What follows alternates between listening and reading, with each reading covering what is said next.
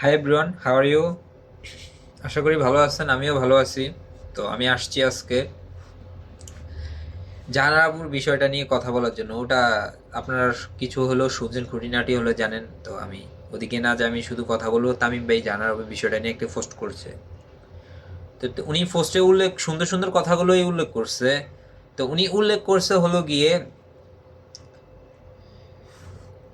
Cricket বোর্ডের সংশ্লিষ্ট কোনো এক কর্মকর্তার কারণে আপনারা জাহানারাপুর কথাটা হাইসা উড়াই দিছে। জাহানারাপুও কিন্তু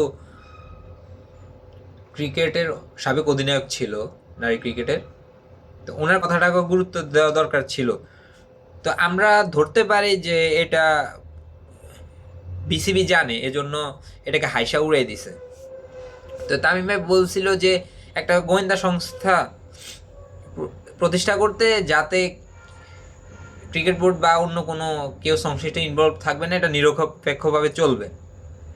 নিরপেক্ষভাবে চলার পরে তো এটা তদন্ত করবে, তদন্ত করার পরে যেটা সত্য এটা বেরিয়ে আনার জন্য। তো তামিম ভাই আরও পোস্টে অনেক কথাই উল্লেখ করছে। আমি কথা না বাড়াই, যে উল্লেখ করছে তামিম ভাইয়ের পোস্টটা ভালো লাগছে। আর উনি সাবেক অধিনায়ক, এটার কথা ভেবে অন্তত ওনার কথাটাকে প্রায়োরিটি দেওয়া উচিত ছিল, এবং একটু তদন্ত করে দেখা উচিত ছিল কেন এটা বলছে। অথবা হঠাৎ করে এটা তো ভাল লাগছে দেখে বলে নাই, অথবা তো এই জন্য এটা প্রায়োরিটি দিয়ে একটু দেখতো যে কি কারণে এটা বলছে, বা এর কারণে কি কারণে, এর বিরুদ্ধে কোনো কারণ ছাড়া একটা ইয়া করছে। আপনারা দেখতেন, দেখার পরে তো যে এটা নিয়ে ইয়ে করতেন। যদি মিথ্যা হতো তাহলে জানার আবুকে শাস্তি দিতেন, আর সত্য হলে তো আর কোনো কথাই নেই।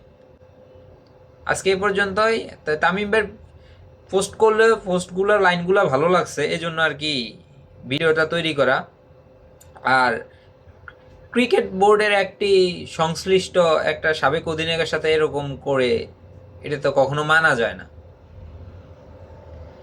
যদি সত্যি হয় তাহলে শাস্তি দেওয়া উচিত, আর মিথ্যা হলে জানার আফুকে শাস্তি দেওয়া উচিত যে কেন এটা করলো ওনার নামে।